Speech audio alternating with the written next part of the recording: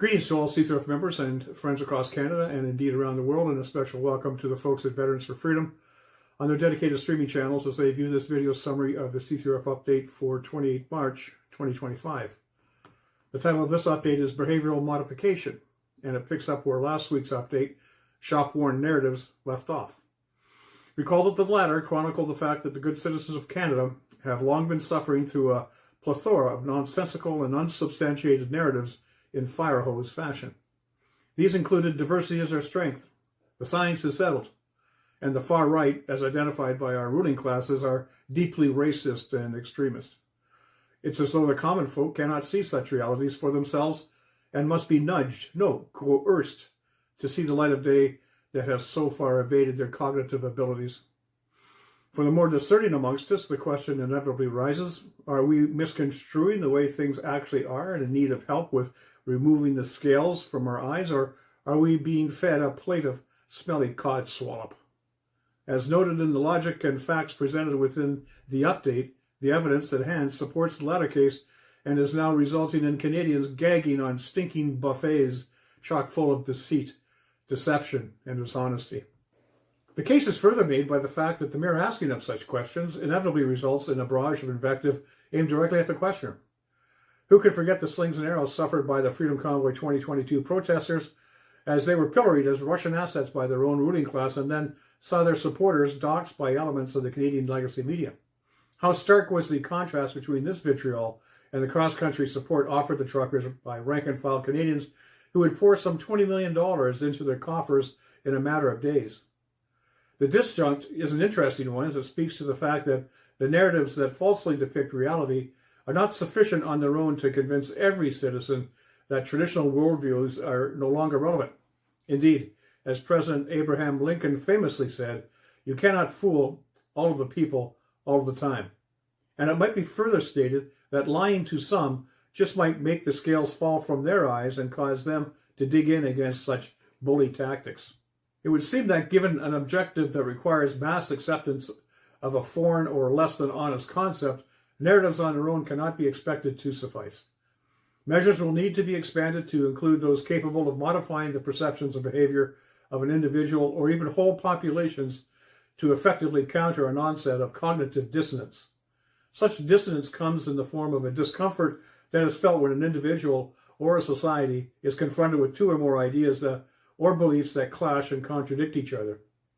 And so it is that over the years, techniques and comprehensive sciences have been developed to alter the cognition and behavior of a target audience to the benefit of a manipulating force. The history of such psychological warfare operations go back to the times of Xerxes and Genghis Khan and have been refined and made extremely effective over the intervening ages. When it comes to the onset of psychological warfare or psyops being used in Canada against its own citizens, one needs to begin with something called behavioral modification. This field of study had its beginnings with the likes of Ivan Pavlov and B.F. Skinner in the early decades of the 20th century and focuses on changing the individual's environment in ways that increase the likelihood that certain behaviors will occur. The applications of behavior modification are now wide and varied and can be seen to be impacting the everyday citizen on a daily basis. From product advertising to education to parenting to health and wellness and beyond, behavioral plans and techniques are shaping our every waking moment. It is interesting to note that such programs were introduced into Western systems of governments, with President Obama's first administration through his regulatory czar, Cass Sunstein. Sunstein implemented the nudge theory on a national basis to, quote, help people do better for themselves and the rest of us with small changes, nudges in the structure of the choices people face, unquote. The nudge idea was seen by its progenitors as a public service to rank-and-file citizens who just did not have the time or the intelligence to know what was best for them.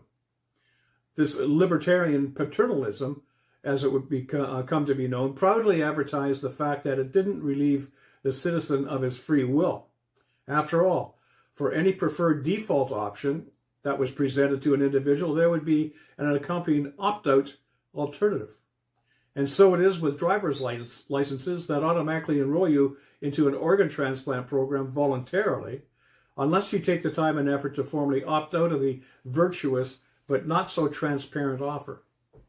The nudge concept that promised win-win solutions with altruistic aims being realized without impinging on an individual's ability to choose freely proved, however, to be a cover for displacing the representative democracies of the West. The American move to nudge its citizens down preferred paths didn't take long to cross the border into Canada. Leading the charge would be government agencies like Policy Horizons Canada, that can be seen in its policy document called Exploring Change and Social Connection, preparing the Canadian public to accept and deal with a world in which, quote, data-centric reputations and ratings become an integral part of social life, unquote. One cannot help but feel that the agency has been charged with softening Canadians up for a new reality that embraces a Chinese-style social credit system, a system that surveils and grades citizens on the basis of their conformity with the desires of a centralized authority.